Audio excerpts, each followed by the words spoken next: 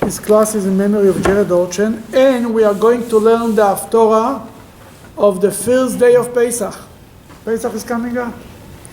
The Haftorah of the first day of Pesach is the beginning of the book of Joshua, almost the beginning. Page 1512 in this book. It's an interesting Haftorah. 1512 is the Haftorah. It's an interesting Haftorah because it's two verses, 3 verses from chapter 3, then we skip to chapter 5, then we say a verse or two from chapter 6. Joshua was the leader after Moses. Now Joshua had a huge challenge. Surprise, surprise. You're after Moses. Can you imagine? After people used to ask me all the time, who is going to be after the Rebbe? You need to understand, after the Rebbe, nobody's going to be after the Rebbe. And he can't. After this shows, nobody can go in. Everybody, you look at them, you either measure them by the Rebbe. Are you? Joshua had a huge challenge. The Talmud says, the face of Moses is like the sun, Joshua is like the sun, Moses is like the moon. What does this mean? Joshua is like the moon, I'm sorry. Moses is like the sun, Joshua is like the moon. Joshua was a reflection of Moses. Joshua had a huge challenge. The Jewish people looked at him and said, where are you and where is Moshe? But Joshua needed to prove himself with miracles. Because with Torah he couldn't prove himself. The Torah was given by Moses, closed, done. More than that, the Medrash says, Moses comes to Joshua before he died. You have any questions? And that Joshua said, Reb Moshe, I was with you for 4 years, I never left you. Joshua was the ultimate disciple. According to the Talmud, he wasn't married. He never left Moses' side. He said, whatever you know, I know. You should say, okay, fine. Reb Moshe died, and Joshua forgot 300 laws. The Jews wanted to kill him. That's Medrash puts it. That's how sad it was. God told them, I cannot tell you the laws. You'll have to figure them out because the Torah was given, finished. And what you should do, occupy them in war. Get them busy. They forget about the source. The Joshua, but on the miracle side, on the Torah side, he wasn't like Moses, but on the miracle side, he was greater than Moses. He made miracles that even Moses didn't make. For example, the sun in the sky. He stopped the sun from sunsetting. Moses didn't do it. In the Medrash, Moses does it. Yeah. In the Medrash, not in the text. It's not clear in the text. I know, you're right, but what I mean to say, the walls of Jericho to fall, Moses didn't do such things. Then Joshua had to establish his credibility by the Jewish people. That God tells them, Moses tells them, and God tells them, Chazak ve'ematz, be strong and courageous. A few times. One time Hashem tells them, one time Moses tells them. You know, the Haftorah for Simchas Torah is the first chapter of Shmini Atzer. Parshas Zot HaBrocha or Shmini Atzer. So 1 second, we'll see in a minute. Is the Haftorah is the first chapter in the book of Joshua. Just interesting to see. 1532. Just turn another few pages, you'll see it.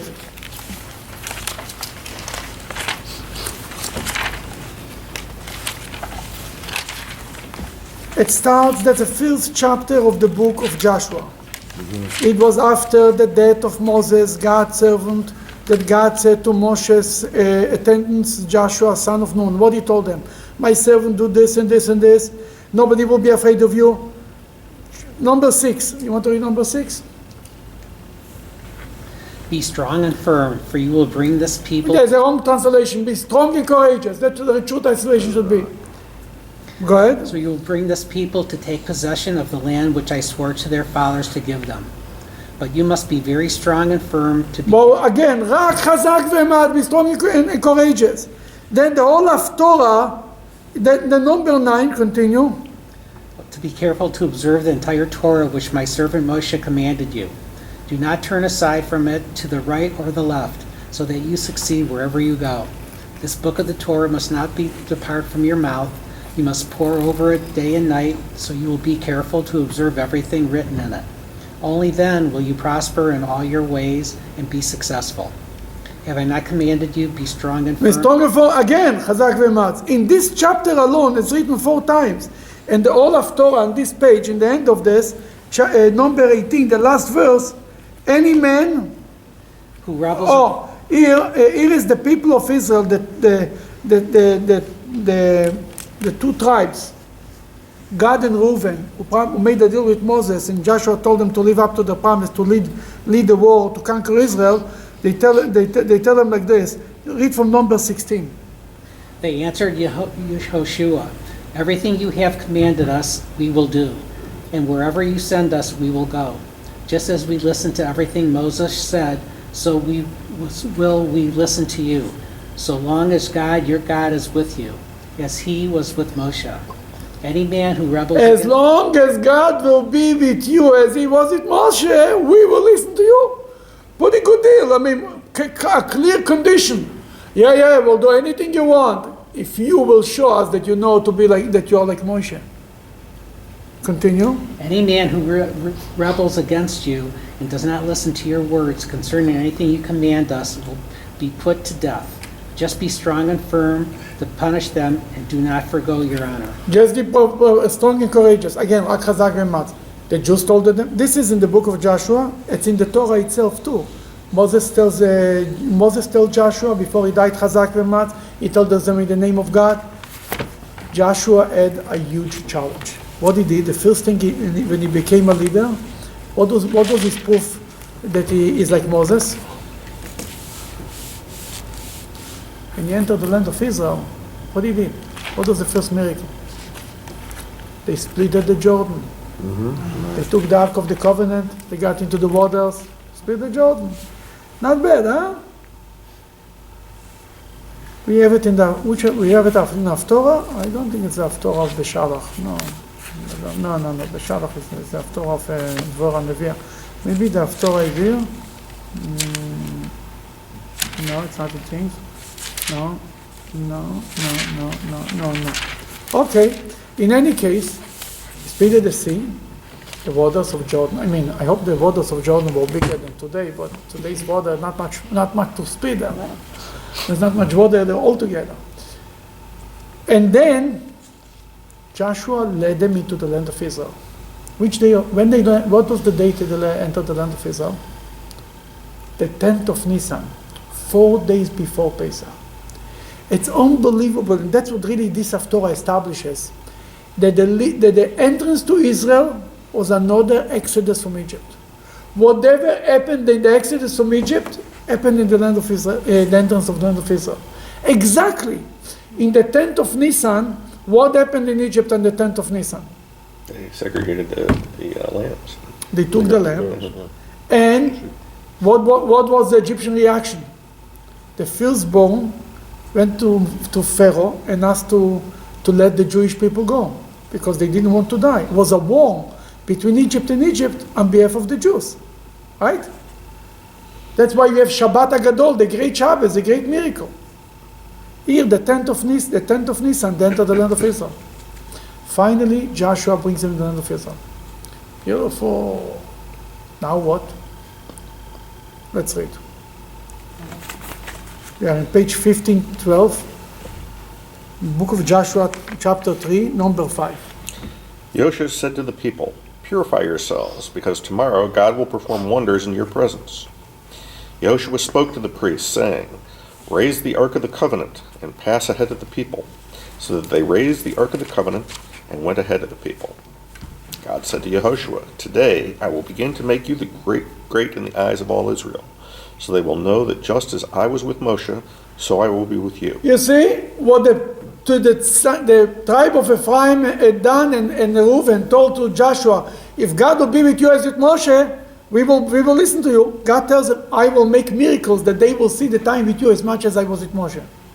Exactly this is the point that they said.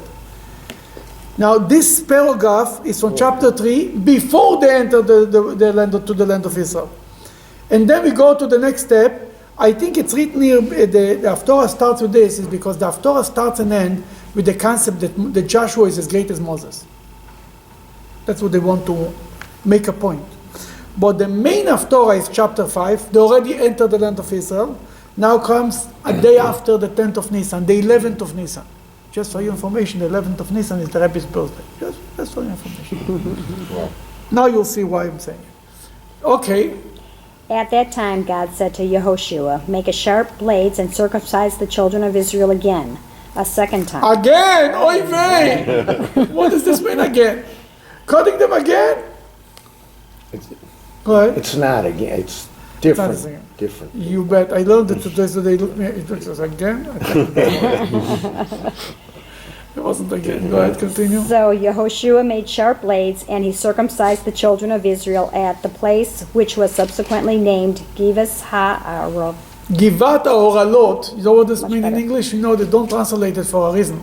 It means Cut him the, again. it means the heel of the foreskins. It was so 600,000 men. What do you think? It's a joke? So what happened in the first time they got circumcised? They They grew left it in foreskins? Egypt. They grew foreskins back? I mean, No, it's a new generation. Oh, Yeah, okay. it's a no, new okay. generation. People were born in the desert. The people who were born in the desert were So not this is the first circumcised. time that they were circumcised. Absolutely, yeah, Okay. yeah. Why weren't they circumcised in the desert? Yeah. That's $1 million question. Why they were not circumcised in the desert? They weren't ready. Too They had to move. difficult. They couldn't add anything. Some say they were on the rush to go to Israel. They didn't want anything to delay them from going to Israel. That they were afraid. We are breeze. The cloud of glory starts to move. Now you're going to stay with the baby by yourself. Everybody's moving. That they said we are going to Israel. We cannot wait for anything. Others say that the climate in Egypt, in the desert, was such that the blood couldn't clot. We'll have a few doctors here. We'll see what they have to say. The Neither one, because they were stationary for so long at certain places. But they didn't know. They never knew. That's a problem. You never knew how long you're going to be, right? Fair enough. Let's give them the Fair benefit of the doubt. But I must tell you, what you say is my question forever. More than that, the story with Moses. Moses almost died. Why Moses almost died on the way from Midian to Egypt? Because he didn't circumcise his son, right? He had the same calculations. Moses said, if I circumcise my son, I cannot go, will delay me from going to Egypt. I'll go to Egypt. Eliezer, he had a baby, was just born. God told him, go to Egypt. So if I do a breeze, I will have to wait. I cannot go. He got sick. He almost died. That his wife, Tzipporah, said, I'll circumcise him. I'll stay here, and you go. Geh gesundheit. I don't need you. Just a burden, like also every wife tells her husband. Just go. Stay away. Your best help is you stay away. Go to yeshiva for 6 months. But the interesting part is there is not one word of criticism that the Jews did not circumcise the children in the desert. Not from Moses, not from Joshua, not from the Talmud. Not any prophet says anything bad. They mention it as matter of fact. They tell you the story. They didn't circumcise, fine. There is maybe one word of criticism here, maybe, but in general you don't hear anything. You need to understand the Jews in the desert were not exactly at the stage of observing mitzvahs. It was more a training camp. It was like a child before bar mitzvah. He learns how to be a Jew. He's not obligated. For example, how many Passovers they celebrated in the desert? One. They did not offer sacrifices the other 39 years. That's not written. It was the first time after they left Egypt, the story with the guys who were not pure, the Pesach Sheni with the second. That's it. Maybe they did. It's not recorded. And it doesn't look like they did. And there is many other things. The whole thing of holiday is the sukkah. When you think they built a sukkah in the desert under the cloud of glory, it doesn't make sense. You mean they found a lulav exactly? Middle of the desert? It was more at learning more than actual doing, you understand? Then the same thing is with the circumcision. The bottom line is, the Levites circumcised themselves. The Levites were the Hasidic Jews. They circumcised themselves in Egypt. They circumcised here. In Egypt also, most of the Jews did not observe the mitzvah of circumcision. Why? We'll go even earlier. You know Joseph, you remember the story with Joseph? The Jews came, the Egyptians said, we want bread.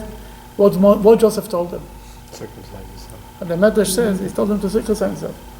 He came to Pharaoh and said, Pharaoh, what do you want from our life? He said, guys, if you want food or not, make up your mind.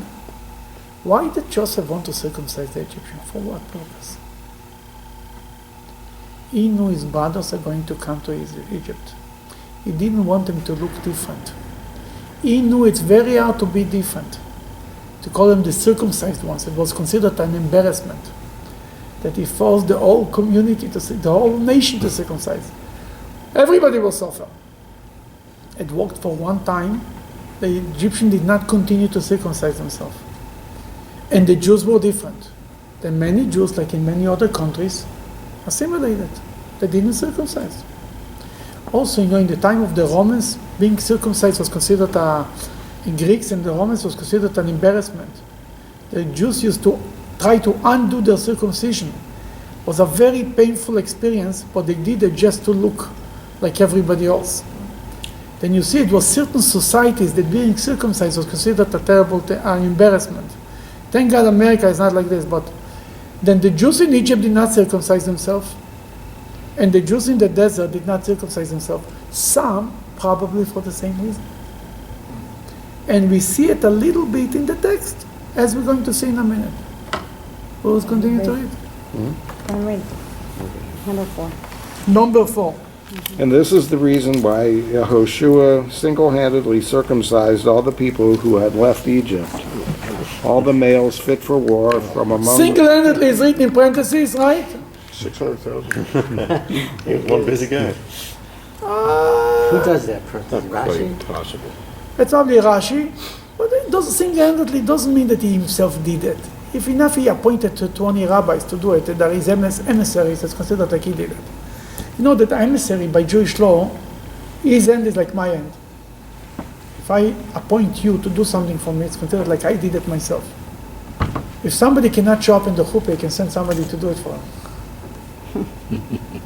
If he's too busy, he doesn't have time to come to the chuppah for some whatever reason. What? He can send a shliach. It's not practiced, but there is such a concept. Go ahead. All the males fit for war from among those who had left Egypt, who were capable of performing a circumcision, had died in the desert on the way out of Egypt. For while all the people who had left Egypt had been circumcised, none of those born in the desert on the way out of Egypt had been circumcised. The children of Israel had then wandered into the desert for 40 years until all the people fit for war who had left Egypt died because they did not obey God. So there was nobody left capable of performing a circumcision. Because of their disobedience, God swore that he would not show them the land which he had sworn to their forefathers to give us, a land flowing with milk and honey. But he raised their children in their place, and Yehoshua circumcised them, since they had not been circumcised on the way. Why it was so important to circumcise them now? Why you have to be... Why Moses circumcised? You know that the Medrash says that Moses circumcised the Jews before they left Egypt? Why? Just to make it more painful to go on the way to Egypt, out of Egypt. Why they had to be circumcised? Eat Passover. They had to eat Passover. You know, it's written something, an interesting law that God tells Moses, sneaks in right there before he tells them about the Passover lamb. He tells them in Parshas Boy, anybody who wants to eat from the meat of the sacrifice has to be circumcised.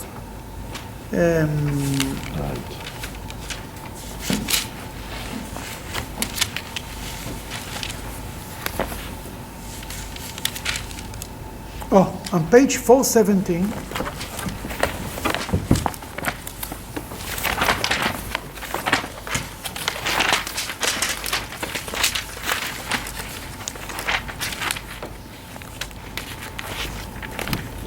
You can see it on 419, even more clear.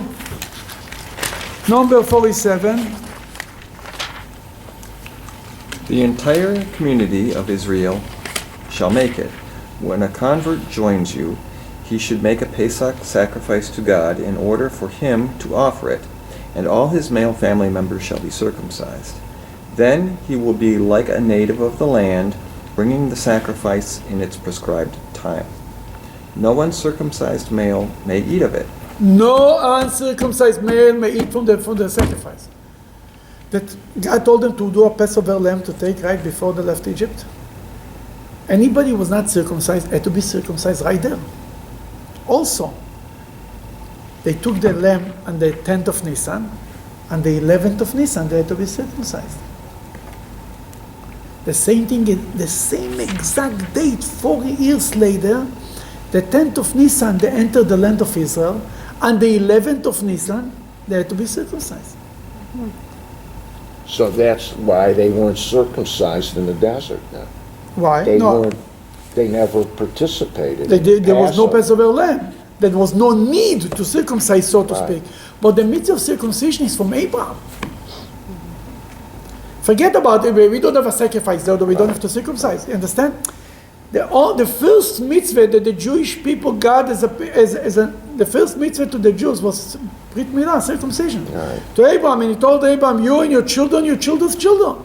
That was the sign of the Jews. Then this mitzvah was not. I understand from a practical point, it didn't stop them from doing something because there was no sacrifice, but the mitzvah was there. That right there on the first Pesach before they left Egypt, on the 11th of Nisan, they circumcised. On the 11th of Nisan, when they entered the land of Israel, Joshua circumcised the whole nation. 600,000 men, a whole generation. That the Levites were 22,000, they were circumcised. 22,000. 600,000 we're talking about. No, the free Hasidim were already circumcised. No, they were the Moyas. They were busy to do the job. Okay, now here comes an interesting word. We are number 8, I think. Go ahead. I have my turn? No, your turn. I'm sorry. Whatever, go ahead. Okay. After all the people had been circumcised, they remained where they were in the camp until they were healed. God said to Yehoshua, "Today, through the circumcision, I have removed the shame of Egypt from you." Remove the shame of Egypt from you. What does this mean? What's the shame of, why is circumcision removing the shame of Egypt from you? For all the rules that they didn't follow, for idol worshiping. Yeah, but why circumcision? What do you mean? Because the Egyptians were not circumcising. The Jews wanted to be like the Egyptian. That when he circumcised them, he removed the shame of Egypt from them. You're not like the Egyptian anymore. That's at the most simple, literal level. Obviously, God was not happy with this. That's the only criticism that you hear. God says, I removed the shame of Egypt from you. Shame on you, you look like the Egyptian. Now you don't look anymore like the Egyptian. You're Jews. That's on the simple level. But there is even more than that. When Pharaoh, that's in the text, but I will not make you turn pages back and forth because it's too painful. Okay, we'll try. I saw some people that are afraid that Another trial. It's actually connected to the parsha of this week. You will not believe it. This parsha is about the golden calf, right? Can you see something? What was Moses' argument to God why not to kill the Jewish people? What he told them? Why not? You look Where the Egyptians going to Egyptians, right? Oh, open page 567.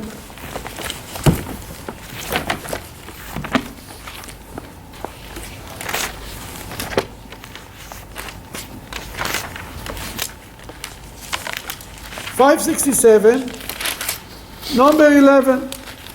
You want to read? 67, number Yes. 11. 67. Moshe pleaded before God, his God, and said, "Why, O God, should your anger be kindled against your people, whom you have brought up from the land of Egypt with great power and with a strong hand?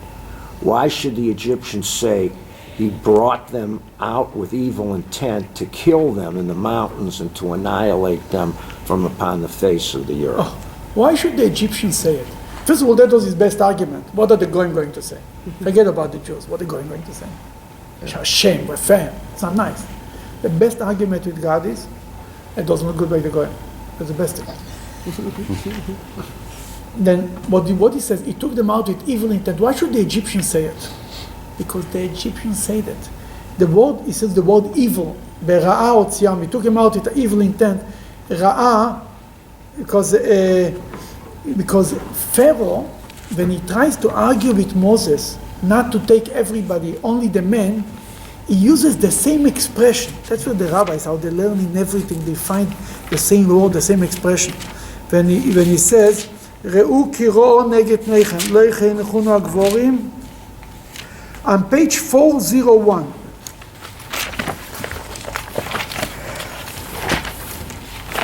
Number 10.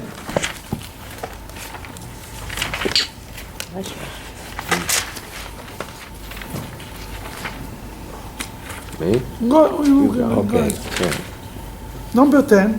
Number 10. Yeah, please. He said to them, He is Pharaoh, said to Moses and Aaron. okay, you will need God to be with you, even if I will just send you out and your children, all the more so if I send the cattle too.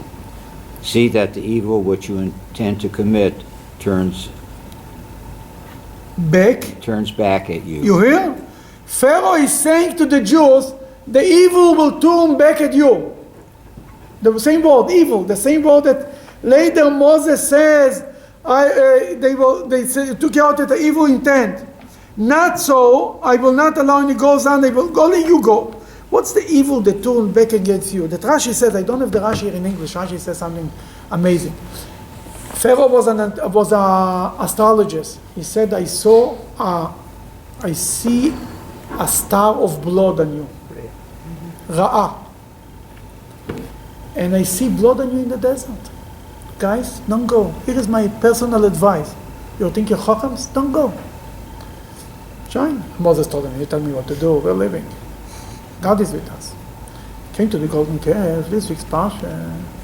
God wanted to kill the Jewish people, that Moses said, Pharaoh was alive. Pharaoh survived the war.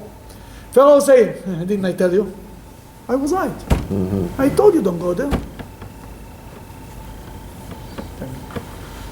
That convinced God. God said, okay, I'm not going to do that. Because just not to get Pharaoh come out the right guy. Jews cannot handle that somebody else is right. Then what he did, God took the blood of the desert that they saw on him and turned it into a good blood. The blood of circumcision. That's what Moses said, that what God tells Joshua, today I remove the shame of Egypt from you. What shame? The shame of the blood that they said, we see blood on you in the desert. Yeah, I think you have blood in the desert, but good blood. And this is an amazing lesson of the power of the Jewish people over the destiny. That was spoke Shabbos about that. We can turn, you have blood? Sure, we'll turn the blood into good blood. Don't worry, don't get too excited. From blood you make a breeze. From blood you make a mitzvah of slaughtering kosher animals. Can turn every bad into good. Into good blood. Into good things. That's what God tells Joshua, today I remove the shame from Egypt. No more the Egyptian will say, we see blood on you. No more. The blood is over. This is the blood. Now he can move on. He can go enter the land of Israel. That this collective circle, you know how much blood it was there? 600,000 men in one day. You know what was going on there? It was blood, but good blood. Everybody's alive. Everybody, they're a little hard to walk, but they're alive.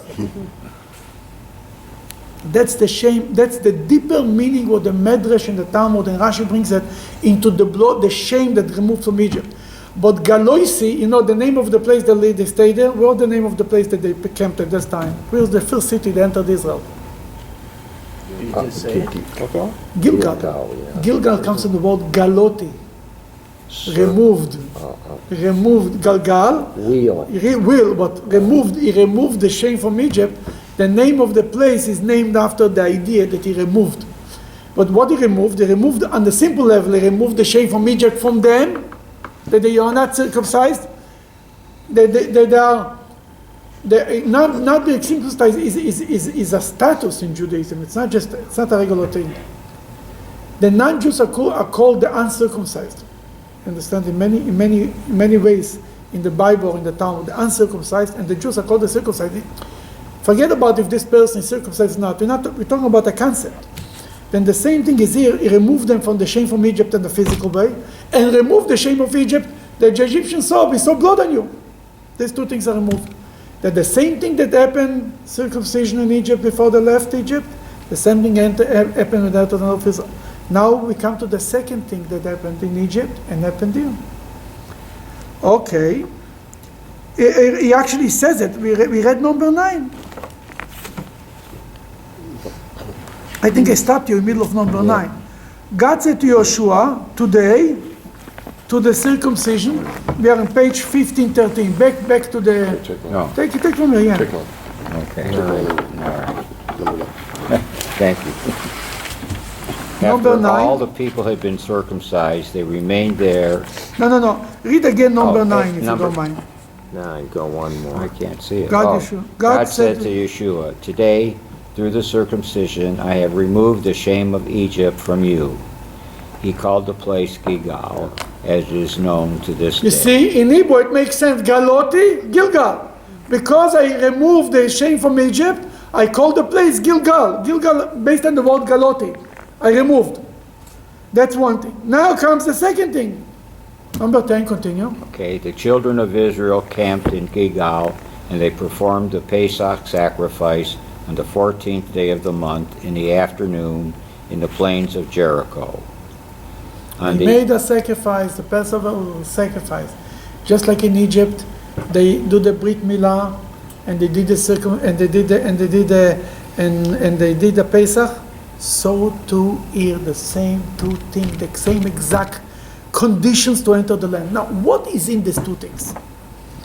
What lays behind it? Why these two mitzvahs God chose to give them in Egypt? And that explains why God gave them here. The sacrifice of the lamb is rejection of the Egyptian idolatry. Very nice. And circumcision is being welcomed into the covenant. very good. You're very good, actually. And it's actually written, when we read it there is a Masio ben Chorosh that says it. 1 second.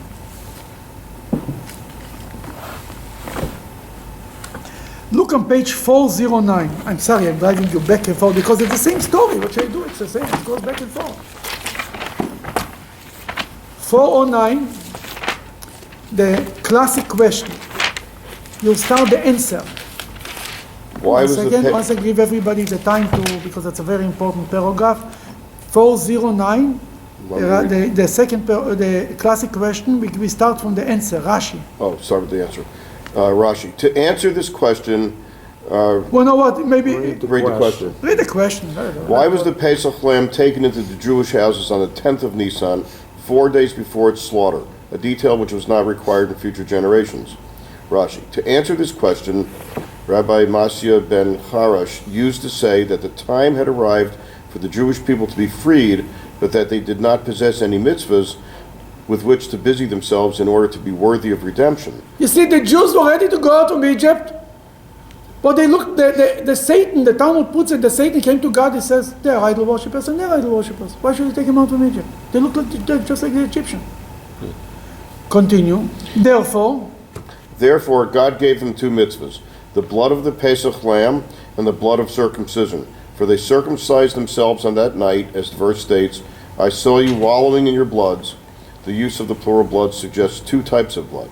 Because they were immersed in idolatry, God said to them, draw and buy for yourselves lambs and sheep, as if to say, withdraw from idolatry and buy for yourselves a lamb in order to fulfill a mitzvah. Mm-hmm. And here's something called Gur Arya.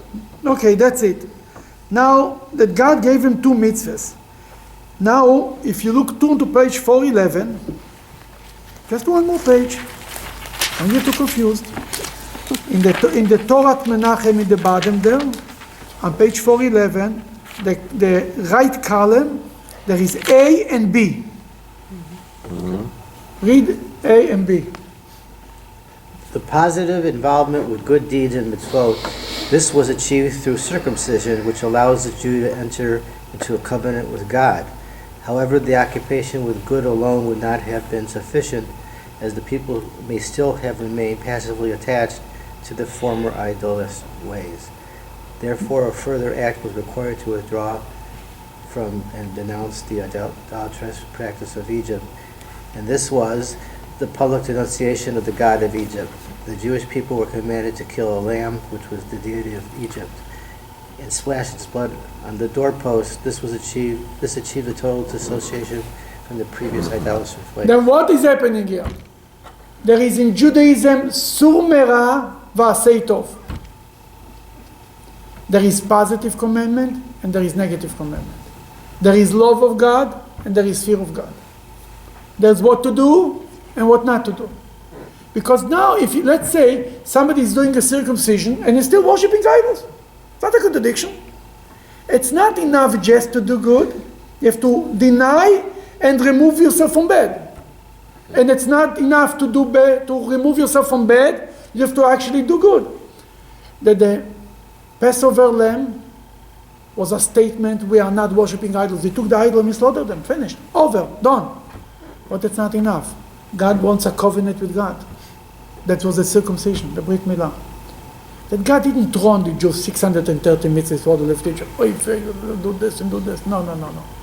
One thing not to do bad and one thing to do good. Now think about it. What was first, the doing good or the not doing bad? Is the first thing was to covenant with God, or the first thing was to deny the idols? The good.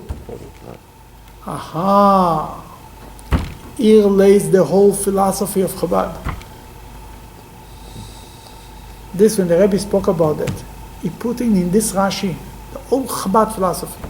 First of all, we don't throw on anybody 630 mitzvahs, because that's a failing perspective to begin with. You lost them before you started.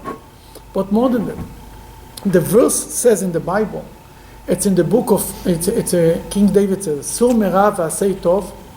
We say it in the prayer Saturday morning, kind of early in shul time, not too many people around, but we say that Sur merah means remove yourself from evil and do good. First Sur merah, then asei tov, then do good.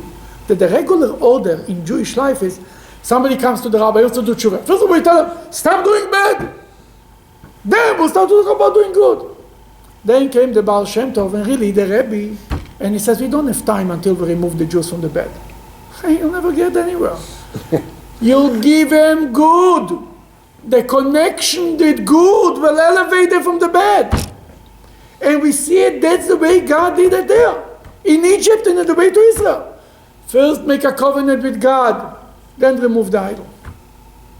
Because the mitzvah, the Chabad, the Rebbe always said, don't go into argument with people about God, proving there is a God, proving the Torah. Forget about proving. But do with them a mitzvah. The mitzvah will elevate him. He will do it. He will not have any more questions. He will connect them. That's the breeze. Connect them. Everything else will fly.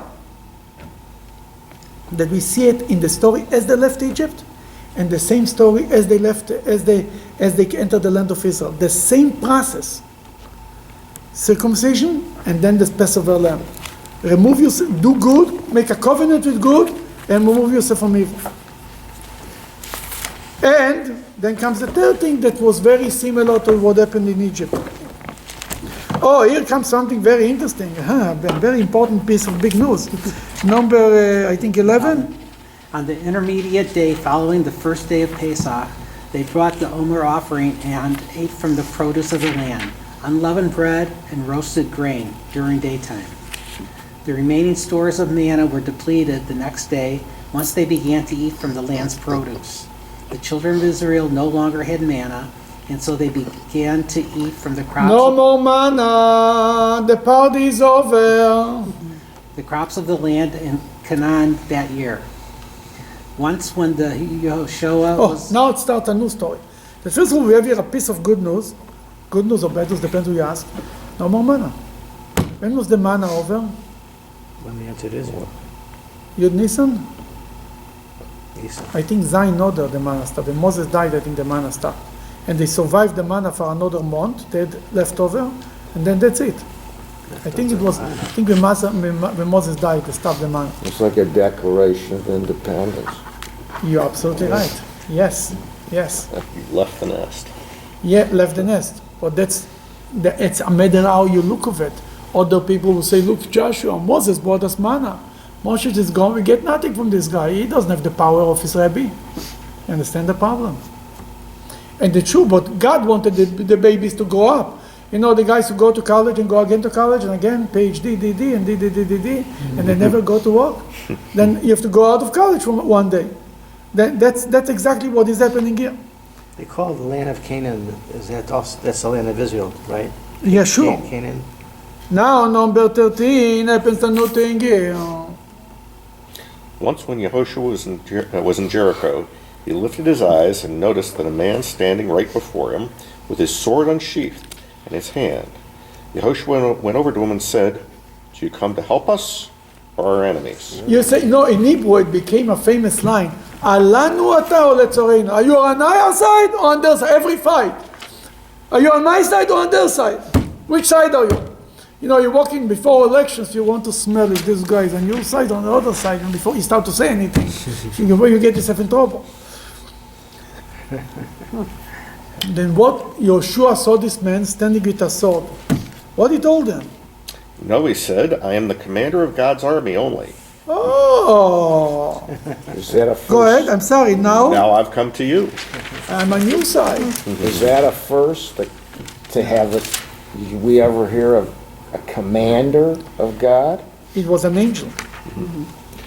Sure. Well, but this is a military Expression. metaphor. Because he had to go, oh yeah, if this is a first, listen, it's written, Tzivas Hashem, God is the God of the armies.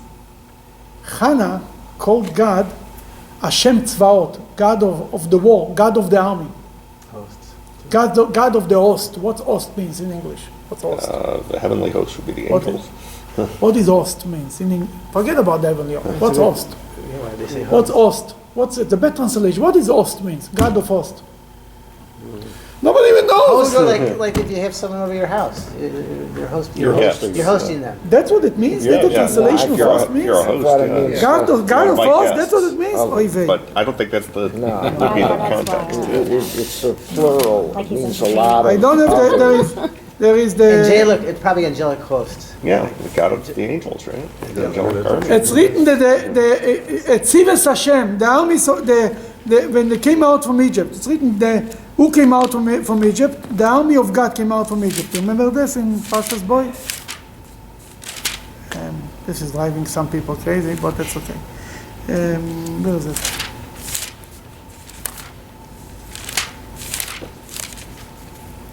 I'm sorry, I'll give you another minute.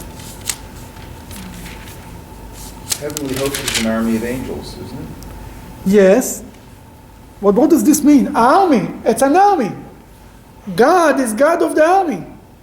That's what the first one to call him God of the army was Hannah in her prayers after she got the baby after Samuel was born. It's written in Tzivas Hashem, for example, page 417. You don't have everybody to open it if you want. If you don't find it, it's okay. And number 41. It is at the night, number 41. It was at the end of 430 years, on that very day, that the legions of God, Tzivas Hashem, at the same word, God's word, legions, army, it's the same idea.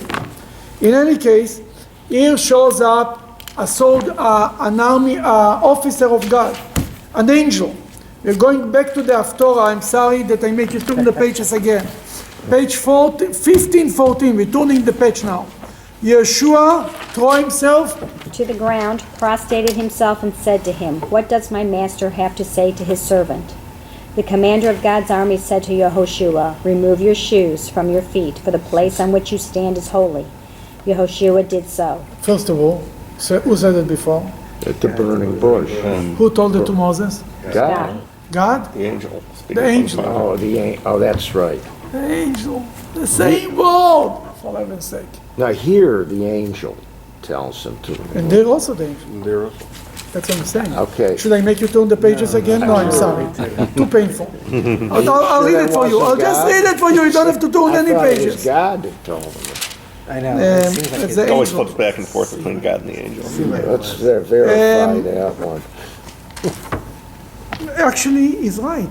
That's right. God. God is saying that. right. You're right. No, because it's written first that an angel of God revealed himself to him, and then it's written, "Vayar Hashem said- kisor lirois," and God said, "Do not draw near. Take off your shoes." And God said it. I'm sorry, you're right. It's first an angel of God revealed himself, then God. Yeah, you're right. And here it's an angel of God. But here comes more than that. Why is this place? Holy place. Another connection. Everything is by God's, by divine providence. We're learning this Haftorah, even so Pesach and this parsha. Another connection between our parsha and this Haftorah. You know, we say in the Agada, we say, "Me and not an angel, me and not a seraph, me and not a right? Ani v'lo malach, ani v'lo sof, ani v'lo shliach. I'm not a messenger. Me and no one else. I myself went down to Egypt, right? What are we pointing out exactly? What are you getting worked up about it? Because it was a fight between Moses and God after the golden calf. God told Moses on page 573, I'm sorry again, 573, Trying to figure out how you have it all memorized. I don't. He's got it in his iPhone now. On page 73, chapter 33 in the top, please in the top, go ahead. God spoke to Moshe. Go up from here, you and the people you have brought up from the land of Egypt to the land that I swore to Abraham, Yitzchak, and Yaakov, saying, I will give it to your descendants. I will send an angel before you, and I will drive out the Canaanites. I will send an angel before you. Until now, God went in front of the Jews. After the golden calf, he said, I'll send an angel. Why? He explains. Continue, I'm sorry. I will send an angel before you, and I will drive out the Canaanites, the Amorites, the Hittites, the Perizzites, the Hivites, and the Jebusites to a land flowing with milk and honey. I am sending an angel because I personally will not go with you, since you are a stiff-necked people, and I may destroy you on the way. God says, not just he said I will send an angel. He says clearly, I will not go with you. Why? Because it's not good for you. You know, when the teacher is in the classroom, everybody has to behave. If not, he has to punish them. He's not in the classroom, finished. It's not so bad. He says, what you need me to be there? And then you'll have to deserve punishment. I'll send an angel. That's what God tells Moses. Right after the golden calf. Because you're a stiff-necked nation. Now, look, turn one page, not much, just one page, 575.